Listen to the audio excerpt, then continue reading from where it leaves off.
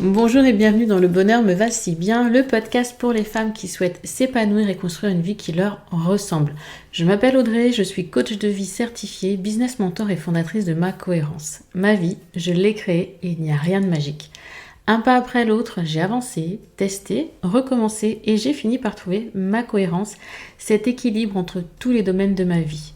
Aujourd'hui, je suis convaincue que nous avons toute la possibilité de trouver cette cohérence. Chacune, nous avons le pouvoir de créer une vie plus en harmonie avec nos valeurs, nos désirs, qui nous sommes profondément. Ma mission, vous l'aurez compris, est de vous guider, vous aider à mieux vous connaître, à vous approprier votre vie pour être plus sereine, épanouie et enfin trouver vous aussi cet équilibre, ce bonheur et cette légèreté. Pour cela, sur ce podcast, je vous livre chaque semaine des conseils, des outils et méthodes concrètes pour comprendre vos émotions, mettre en lumière vos qualités, oser être vous. En résumé, je vous aide à vous remettre au centre de votre vie et enfin prendre conscience que vous êtes la personne la plus importante de votre vie. Alors, préparez-vous à reprendre votre vie en main. Hello, bonjour et merci d'écouter ce nouvel épisode du podcast Le Bonheur me va si bien.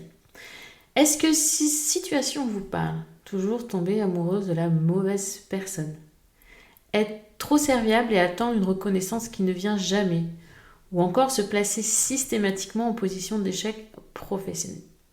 Cette courte liste est assez explicite pour que vous ayez compris l'idée du jour. Le nouvel épisode du podcast va vous guider dans l'analyse de ces scénarios de vie toxiques qui se répètent et que vous subissez sans parvenir à en changer. Ces moments où vous vous dites que vous avez de nouveau reproduit les mêmes erreurs, ce cercle vicieux que vous redoutez tant et qui vous gâche l'existence. Le problème est que vous n'arrivez pas à identifier en quelque sorte l'instant où cela dérape. Donc, en poursuivant votre écoute, vous allez donc découvrir les 3 étapes principales pour commencer à vous extraire de ces schémas récurrents. On va d'abord, premier pas, identifier ce schéma répétitif contraignant. Et là, on va parler théorie. Cette définition de schéma récurrent, de schéma répétitif, a été formulée par Eric Berne, le pionnier de l'analyse transactionnelle. Un scénario de vie, c'est une suite d'actions et de choix conditionnés qui vous enferment dans un schéma répétitif et vous conduit tout droit à l'échec. Il vous isole dans vos propres croyances, vos croyances limitantes, irréalistes, vous les appelez comme vous voulez. Forcément, vous reproduisez inévitablement ce mode de fonctionnement, souvent autodestructeur ou du moins très insatisfaisant. Le scénario de vie que vous avez édifié pierre après pierre de façon inconsciente date généralement de votre enfance. Empreint de loyauté familiale, il se base sur les conclusions que vous avez tirées lorsque vous étiez petite. Ainsi, quand ce type de processus instinctif guide votre existence, il est réellement très difficile d'en sortir. Il y a 3 types de schémas, 3 types de scénarios de vie. Gagnant, vous réalisez les objectifs que vous êtes fixés, mais vous ne ressentez pas la satisfaction espérée. Non gagnant, vous avancez dans l'existence sans risque, mais également sans joie. Perdant, c'est l'antithèse du premier. Donc vous échouez face au but que vous souhaitez atteindre. Votre scénario de vie appartient à l'une de ces catégories. Prenez un moment pour réfléchir honnêtement sur la façon dont vous pilotez vous-même votre existence. Si vous m'écoutez aujourd'hui, c'est sans doute que vous ressentez un blocage qui vous empêche d'avancer.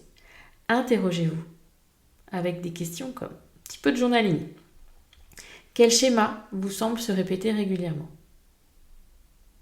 Quels choix vous ont conduit tout droit dans ce cercle vicieux? Avez-vous mené votre objectif jusqu'au bout? Qu'est-ce qui a fait, si ce n'est pas le cas, que votre objectif n'a pas été atteint? Prenez-vous des risques pour réussir? Et ainsi de suite. Vous pouvez également faire le point sur ce que vos parents vous ont transmis. Quelles valeurs vous ont-ils apprises? Quelle était leur attitude envers vos actes d'enfant? Plutôt bienveillante, encourageante, angoissée, répressive. Le monde vous paraît-il hostile? Ou encore, Quel comportement avez-vous envers les autres? Confiance, méfiance, défiance? Vraiment, réfléchissez, posez-vous, analysez-vous. Munissez-vous d'un carnet ou de votre bullet journal pour répondre par écrit à ces interrogations. Vraiment, le fait de poser des mots sur le papier vous permet de prendre du recul, un vrai recul sur les événements. Et ce moment d'introspection vous donne les moyens de débroussailler ce schéma dans lequel vous vous enlisez et d'y voir plus clair, et donc d'en prendre conscience. Le deuxième pas va être, je sais que c'est difficile à entendre, mais de reconnaître sa responsabilité. Bien souvent, ces scénarios de vie viennent d'un mécanisme d'auto-sabotage. Par exemple, vous ne vous considérez pas digne d'être aimé. Ou vous vous dites que ce nouveau poste semble trop beau pour être vrai et que le retour du bâton va faire mal. En réalité, vous ruminez une certitude bien ancrée en vous qui vous empêche de profiter pleinement des bienfaits de l'existence, ces fameuses croyances. Rompre ce cercle vicieux n'est pas facile.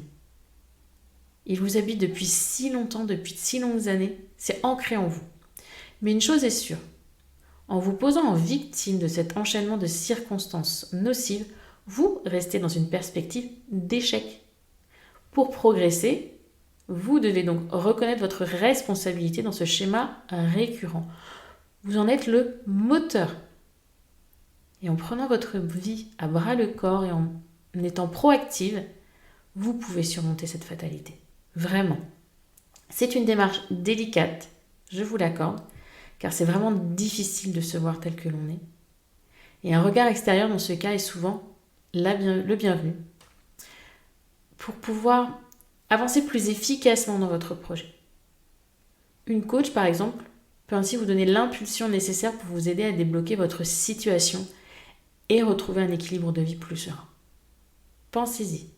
Et vous pouvez également, si vous le souhaitez, écouter l'épisode « Changer ses pensées pour changer sa vie », celui sur le modèle de Brooke. C'est l'épisode 27 de mémoire. Deuxième pas, c'est fait. Troisième pas, transformer ces scénarios de vie toxiques. Vous ne pouvez pas réécrire vos scénarios de vie. Ils font intégralement partie de vous. Par contre, une fois que vous les avez compris, pris conscience, vous pouvez les modifier. Il est tout à fait possible d'orienter vos choix et vos actions d'une façon différente. Ça, c'est le modèle de Brooke qui vous aide à le comprendre. Si on reprend donc vos schémas de vie, votre scénario de vie, le scénario gagnant, on prend les 3 possibilités. Rappelez-vous, dans ce schéma, malgré le fait que vous meniez à bien vos objectifs, vous ne ressentez pas de véritable satisfaction. Peut-être qu'en faisant le point sur votre existence, vous vous rendrez compte qu'avec le temps, vos projets ont évolué. À moins que ce ne soit pas ceux-là qui vous tiennent réellement à cœur. Vous voyez ce que je veux dire? On peut voir cette progression de nos projets, au final se dire mais est-ce que ça me tenait vraiment à cœur? Dans vos pages d'introspection, reprenez les différentes étapes qui vous conduisent vers ce modèle toxique. Essayez de voir les choses sous un angle nouveau, un angle neuf. Et définissez ce qui vous semble réellement important à vos yeux et pas ceux des autres. Identifiez vos propres valeurs et vos propres besoins. Deuxième scénario, le non-gagnant. Avancer dans l'existence sans réellement l'expérimenter pleinement procure même invariablement une sensation de manque. C'est comme si votre peur vous empêchait de vivre. Ainsi, vous vous dites par exemple que si jamais vous réussissiez dans ce nouveau travail, votre patron vous donnerait peut-être des tâches plus délicates à exécuter. Et donc, quitte à échouer, autant ne pas se fatiguer en prenant des risques. Pourtant, vous passez à côté de ce qui rend la vie intéressante. Avez-vous déjà fait l'exercice de la roue de la vie, le level 10? Faites-le si ce n'est pas le cas. Et choisissez un domaine qui vous tient le plus à cœur et définissez un objectif précis et raisonnable. En utilisant la méthode des petits pas, méthode Kaizen, vous l'appelez comme vous voulez, vous avancerez lentement, mais sûrement et en toute confiance. Cette progression deviendra le moteur de votre motivation vers un quotidien plus épanoui. Donc ça, c'était pour le second scénario type, le non-gagnant. Pour le dernier, le perdant, Au final, l'échec n'est en rien une fatalité. Au contraire, vous échouerez à coup sûr si vous ne tirez pas parti de vos expériences passées. Tout le monde a peur de tomber. Mais le plus important, c'est de se relever et de faire de ces échecs des apprentissages. Ça, je vous le répète et je vous le répéterai encore longtemps. Un échec ne reste un échec que si on n'en fait pas un apprentissage. Aussi, prenez le temps de vous poser et d'analyser les véritables raisons de votre chute. Vous sentiez-vous réellement prête? Avez-vous vraiment envie de réussir? Avez-vous entrepris cette action pour vous ou pour plaire à un proche? Cette démarche, une fois de plus, constitue une étape essentielle pour comprendre ce qui vous a bloqué. Ainsi, la prochaine fois, vous serez mieux armé pour vous épanouir. À moins que vous ayez décidé que ce n'était pas ce que vous vouliez et que vous changiez complètement de direction. Là encore, la méthode des petits pas vous permet d'avancer à votre rythme, sans précipitation et avec assurance. Toujours se demander si je vais dans la bonne direction, si c'est pour moi, pour les autres, mon besoin, le besoin des autres, ma peur ou la peur des autres. En tant qu'adulte, vous avez compris que vos scénarios de vie toxiques sont conditionnés par les expériences de votre enfance. Votre éducation vous définit ainsi que les choix qui en découlent. Les drivers paralysent votre existence. Je vous en ai parlé dans l'épisode 20 de ce podcast, les drivers. Ça vient aussi de l'analyse transactionnelle. Important de les connaître. Si vous n'avez pas écouté cet épisode, faites-le pour comprendre ce que sont ces messages contraignants issus de notre enfance. Le soi parfaite, le soi forte, etc. et identifier celui qui vous parle le plus. Vous verrez, ça vous aidera vraiment à comprendre vos schémas.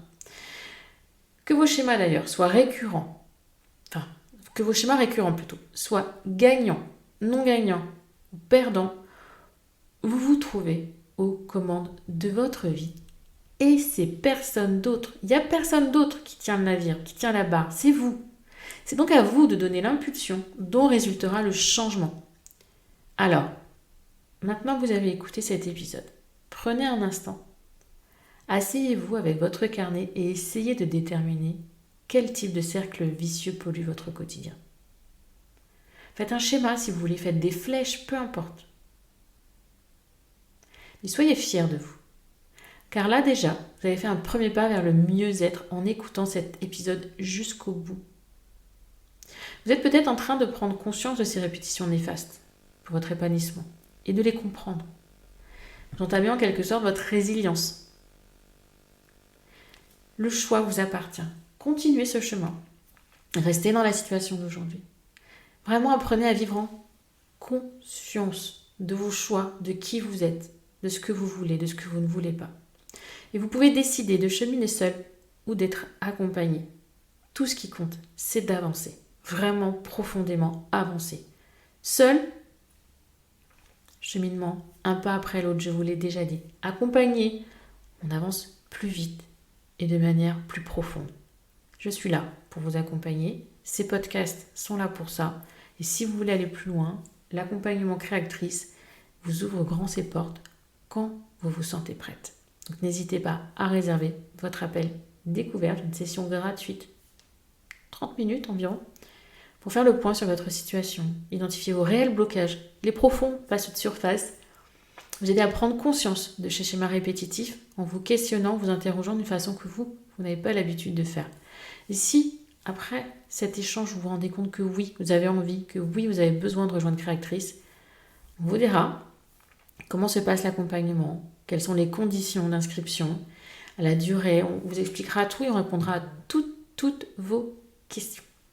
Cet épisode touche donc à sa fin, vous l'avez compris.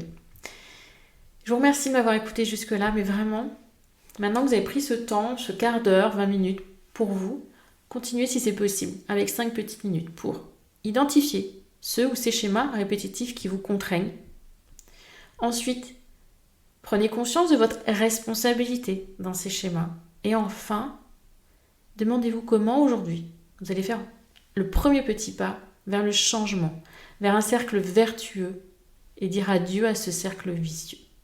Merci de m'avoir écouté jusqu'au bout.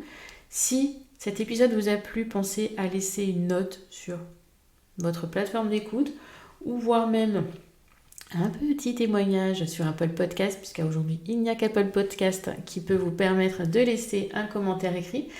En attendant, je vous souhaite une belle introspection, une belle analyse de vous et je vous dis à très bientôt. Belle journée, belle soirée, bonne semaine ou bon week-end.